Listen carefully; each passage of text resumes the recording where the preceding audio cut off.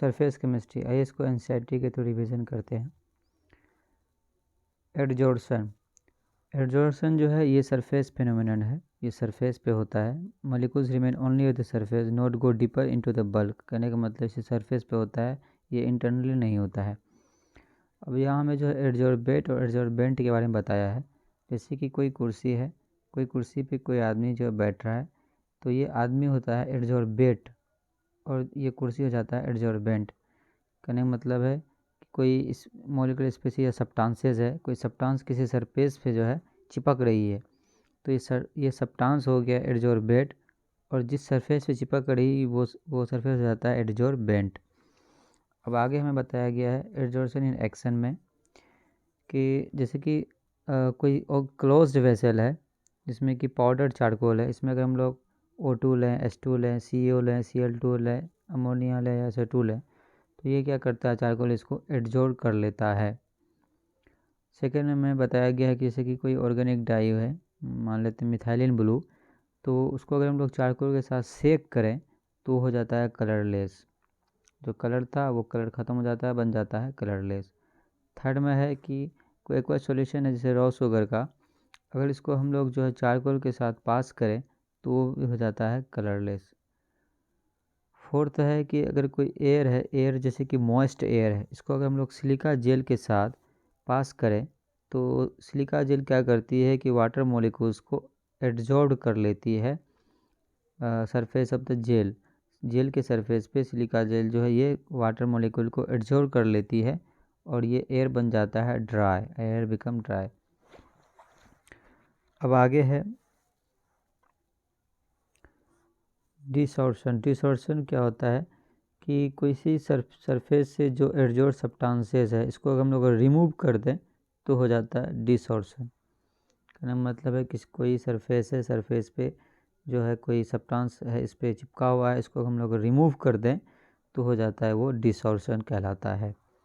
अब distance between एड्जॉर्शन and absorption, तो हमें एड्जॉर्शन एब्जॉर्शन के बारे में बताया गया है कि एड्जॉर्शन क्या होता है कि ये सरफेस पे होता है, लेकिन एब्जॉर्प्शन क्या होता है, यूनिफॉर्मली डिस्ट्रीब्यूट होता है through out the bulk of solid.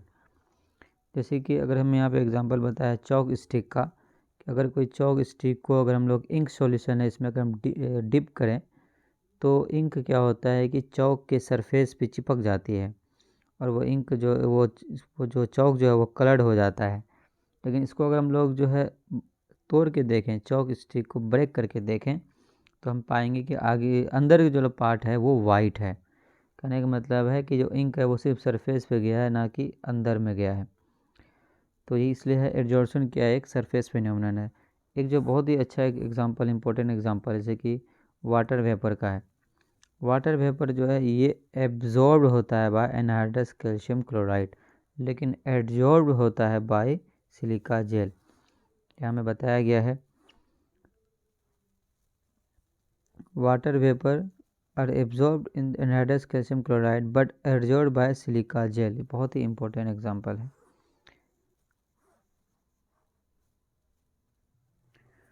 अब मैं यहाँ बताया गया है कि मैकेनिज्म ऑफ एब्जॉर्प्शन ये होता क्यों है कि इन एब्जॉर्ब अगर हम लोग जो है इनसाइड एब्जॉर्बेंट की बात करें तो वहाँ पे जो है म्यूचुअली बैलेंस्ड फोर्स लग रहा है इनसाइड, अंदर की तरफ जितना है। लेकिन अगर बाहर की सरफेस की बात करें कि वो जो है एटम के थ्रू सराउंडेड नहीं है चारों तरफ, तो वहाँ पे जो फिर अनबैलेंस और रेसिडुअल एक्टिविटी फोर्स हो जाता है बाहर की तरफ। तो इस वजह से यहाँ पे रिस्पॉन्सिबल होता है ये एड्जॉर्बेट पार्टिकल जो है ये क्या करती है, अट्रैक्ट करती है। अब यहाँ पे इस अनबैलेंस फोर्स की वजह से जो है एड्जॉर्बेट पार्टिकल को अट्रैक्ट करती है, अट्रैक्टिंग द एड्जॉर्बेट पार्टिकल और ऑन इट्स सरफेस, इसलिए यहाँ पे एड्जॉर्प्शन होता है। अब आगे में बताया गया कि एड्जॉर्प्शन में जो है ये ऑलवेज डिक्रीज होता है इन रेसिडुअल फोर्सेस में। तो यहाँ पे डेल्टा एच हमेशा जो है डेल्टा एच जो नेगेटिव होगा क्योंकि एक्सोथर्मिक प्रोसेस है, हीट यहाँ पे रिलीज़ होता है। आगे है यहाँ पे इस एंट्रोपी के बारे में, यहाँ पे जो है रेंडमनेस हमेशा डिक्रीज होता है। रेंडमनेस डिक्रीज होने की वजह से क्या हो जाएगा, ये है डेल्टा एस नेगेटिव हो जाएगा। ये है कि जब गैस यहाँ पे जब गैस जो है यहाँ पे एडजॉर्ब होती है तो फ्रीडम जो है मूवमेंट मॉलिक्यूल का वो रिस्ट्रिक्टेड हो जाता है, इसलिए अमाउंट ऑफ डिक्रीज होता है एंट्रोपी में। एंट्रोपी जो है या रेंडरनेस डिक्रीज होती है तो डेल्टा एस क्या हो जाएगा, नेगेटिव। तो डेल्टा एच भी नेगेटिव और डेल्टा एस भी नेगेटिव। और ये जो है एक स्पॉन्टेनियस प्रोसेस है। स्पॉन्टेनियस प्रोसेस में क्या होता है कि डेल्टा जी भी मस्ट भी नेगेटिव। तो इसमें डेल्टा एच भी नेगेटिव, डेल एस भी नेगेटिव और डेल जी भी नेगेटिव, तीनों नेगेटिव होते हैं। ये बहुत ही इम्पोर्टेंट है। अब यहाँ जो है टाइप्स ऑफ एडजॉर्प्शन में दो टाइप का एडजॉर्प्शन होता है। एक होता है फिजिकल एडजॉर्प्शन जिसको कहते हैं फिजिसॉर्प्शन, दूसरा होता है केमिकल एडजॉर्प्शन जिसको कहते हैं केमिसॉर्प्शन। फिजिकल एडजॉर्प्शन होता है विक वैन डर वाल फोर्स की वजह से और केमिकल एडजॉर्प्शन होता है केमिकल बॉन्ड की वजह से। यहाँ पे है कि फिजिकल एडजॉर्प्शन जो है ये लो टेम्परेचर को फेवर करता है, लेकिन जैसे जैसे हम लोग टेम्परेचर को बढ़ाएंगे तो ये फिजिकल एडजॉर्प्शन से ये केमिकल एडजॉर्प्शन की तरफ कन्वर्ट हो जाता है। तो ये बताया ये physical adsorption as low temperature में pass into chemisorption as the temperature increase. जैसे जैसे टेम्परेचर बढ़ेगा तो ये जो फिजिकल एडजॉर्प्शन से कन्वर्ट हो जाएगा केमिकल एडजॉर्प्शन में। अब यहाँ कैरेक्टरिस्टिक है दोनों का, फिजिकल एडजॉर्प्शन और केमिकल एडजॉर्प्शन का। तो किसी एक को याद रखते हैं, बाकी दूसरे को जो है इसको उलट देंगे तो हो जाएगा, हमें याद हो जाएगा। जैसे कि केमिकल एडजॉर्प्शन, इसका क्या ट्रिक है, issue I for irreversible, S for specific, H for delta H high, U for unilayer। इसको इस शॉर्ट फॉर्म से याद रखना है केमिकल एडजॉर्प्शन को। I for irreversible, S for specific, H for delta H high, U for unilayer। अब इसको physical adsorption में इसको हम लोग पलट देंगे, उल्टा कर देंगे। यहाँ पे क्या है, इरिवर्सिबल, तो वहाँ क्या हो जाएगा, वहाँ हो जाएगा रिवर्सिबल। तो केमिकल एडजॉर्प्शन में यहाँ पे है स्पेसिफिक, वहाँ क्या हो जाएगा, नॉट स्पेसिफिक। यहाँ डेल्टा एच हाई है, वहाँ क्या हो जाएगा, लो। ये है यूनिलेयर्ड, वहाँ क्या हो जाएगा, मल्टी लेयर। तो आइए इसी को देखते हैं। जैसे ये होता है विक वैन डर वाल फोर्स की वजह से, ये है केमिकल बॉन्ड की वजह से। ये क्या बताया था मैंने, इशू हाईली इरिवर्सिबल स्पेसिफिक। और यहाँ पे एडजॉर्प्शन एंथैल्पी जो है ये डेल्टा एच हाई होता है। और ये क्या बताया था मैंने, यूनिमोलिकुलर। और ये क्या हो जाता है, मल्टी मोलिकुलर। ये देखो ये नॉट स्पेसिफिक है, ये रिवर्सिबल है, और ये डेल्टा है जिसमें जो है लॉ होता है। तो बस केमिकल एडजॉर्प्शन को याद रखना एक इशू की फॉर्म में, ISHU, I reversible, H specific, H delta H high, unilayer. बाकी केमिकल एडजॉर्प्शन में इसको उलट देना है, सॉरी मतलब फिजिकल एडजॉर्प्शन में इसको उलट देना है। यहाँ पे सिर्फ इशू याद रखना है, वहाँ पे उलट देना है। अब आगे देखते हैं एडजॉर्प्शन आइसोथर्म। इसमें जो है एक फ्रेंडलिज ने यहाँ पे एक फॉर्मूला बताया है, x/m इक्वल टू Kp⁴ एक ग्राफ है कि प्रेशर एज ए प्रेशर जैसे जैसे इंक्रीज़ करता है एक्सटेंट ऑफ एडजॉर्प्शन जो वैसे वैसे बढ़ता है। और यहाँ पे टेम्परेचर में क्या होगा, टेम्परेचर डिक्रीज में, टेम्परेचर में यहाँ डिक्रीज हो रहा है 273, फिर 244, फिर 195, टेम्परेचर में कमी हो रही है। और ये एक्सटेंट ऑफ एडजॉर्प्शन ये बढ़ता जा रहा है। अब इसी को लॉग के फॉर्म में देखें तो आगे हम लॉग लगा दें यहाँ पे, तो ये क्या आ जाएगा, log x/m log k, power आगे आ जाएगा 1/n log p। और 1/n का वैल्यू जो होता है ये 0 और 1 के बीच में होता है, ये पूछा गया FMT 2014 में।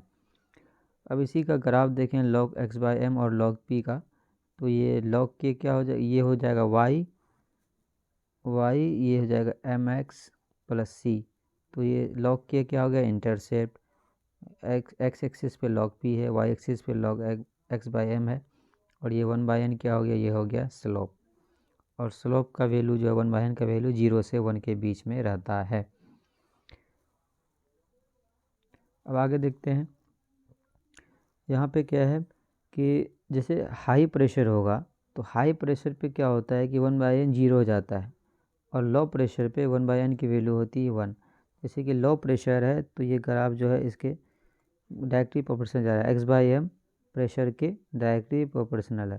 लेकिन जैसे जैसे हाई प्रेशर होता है तो यहाँ 1/n की वैल्यू 0 हो गया, तो ये इंडिपेंडेंट हो जाता है, X/M एड्जॉर्प्शन जो है ये हो गया इंडिपेंडेंट। देखो ये इंडिपेंडेंट हो गया। अब आगे एड्जॉर्प्शन फ्रॉम सॉल्यूशन फेज, वहाँ पे प्रेशर के फॉर्म में था, यहाँ पे कंसंट्रेशन के फॉर्म में, दोनों एक ही बात है, बस यहाँ पे X/M Kc ले लिया है, वहाँ पे Kp था, प्रेशर था, यहाँ पे कंसंट्रेशन है, बाकी सब वही है। ये भी एक्सोथर्मिक है, डायग्राम सरफेस एरिया है, कंसंट्रेशन को बढ़ाएंगे तो नेचुरल एब्जॉर्बेंट बढ़ेगा, सेम वही बात है। यहाँ में एप्लीकेशन ऑफ एड्जॉर्प्शन के बारे में बताया गया है, जैसे कि प्रोडक्शन ऑफ हाई वैक्यूम है, गैस मार्क्स है, कंट्रोल ऑफ ह्यूमिडिटी है, रिमूवल ऑफ क्लॉडिंग मैटर है फ्रॉम सॉल्यूशन से, हेट्रोजेनस कैटालिसिस है, सेपरेशन ऑफ इनर्ट गैस है, फ्रॉथ प्रोडक्शन प्रोसेस है, क्यूरिंग डिजीज़ है, एड्जॉर्प्शन इंडिकेटर है, क्रोमेटोग्राफिक एनालिसिस है। ये क्रोमेटोग्राफिक का है, क्रोमेटोग्राफी ये आप NCERT 11th में पढ़ोगे, उसमें है ये पेपर क्रोमेटोग्राफी जो है पार्टीशन क्रोमेटोग्राफी का एग्जाम्पल है, ये 2020 में पूछा गया है। अब आगे देखते हैं कैटालिसिस। यहाँ पे बताया गया है किसी का कैटलिस्ट एब्सेंट है, तो ये एब्सेंट होगा तो इसको रिएक्शन को होने में 10 मिनट लग रहा है, लेकिन अगर हम लोग जो वहाँ पे कैटलिस्ट अगर हम लोग मिला दें तो रिएक्शन जो है 30 सेकेंड में ही कंप्लीट हो जा रहा है। तो कैटलिस्ट की मदद से हम रिएक्शन को फास्ट कर सकते हैं। एक चीज़ जो है हमें यहाँ पे बोला गया है कि कैटलिस्ट की क्वांटिटी पे कोई भी असर नहीं होगा, quantity of catalyst is unchanged. कहने का मतलब है कैटलिस्ट हम लोग अगर मिलाते हैं रिएक्शन में तो रिएक्शन तो फास्ट हो रही, लेकिन कैटलिस्ट की सेहत पे कोई असर नहीं पड़ा, जितना कैटलिस्ट पहले था उतना कैटलिस्ट बाद में भी रहेगा। एक फेमस रिएक्शन है यहाँ पे हैवर्ट्स प्रोसेस। हैवर्ट्स प्रोसेस में क्या होता है कि N2+3S2 इसमें हम लोग कैटलिस्ट लेते हैं आयरन को, और मोलिब्डेनम लेते हैं as a promoter. Iron as a catalyst, molybdenum as a promoter लेकर के हम लोग अमोनिया बनाते हैं। अब आगे है होमोजेनस और हेटेरोजेनस कैटलिस्ट। ये क्या होता है इसमें कि रिएक्टेंट्स और कैटलिस्ट अगर सेम फेज में हुआ तो ये हो जाता है homogeneous catalyst, when the reactants and catalyst are in same phase. से आप देखो कि रिएक्टेंट SO2 जो है ये भी है गैस है, और यहाँ NO कैटलिस्ट क्या लिया गया है, ये भी जो है गैस है, और इसमें देखो यहाँ पे जो है ये लिक्विड है रिएक्टेंट, तो कैटलिस्ट को भी लिक्विड लिया गया है, ये भी लिक्विड है तो यहाँ भी इसको भी लिक्विड लिया गया है, तो यही हो जाता है होमोजेनस कैटलिस्ट। कहने का मतलब रिएक्टेंट और कैटलिस्ट सेम फेज। अब हेट्रोजेनस में क्या हो जाएगा, रिएक्टेंट और कैटलिस्ट डिफरेंट फेज में। जैसे कि यहाँ पे रिएक्टेंट देखो ये क्या है, गैस है, तो यहाँ प्लेटिनम लिया गया है, ये सॉलिड है, तो यही डिफरेंस है हेट्रोजेनस और होमोजेनस कैटलिस्ट में। हेट्रोजेनस हो गया रिएक्टेंट और कैटलिस्ट डिफरेंट फेज,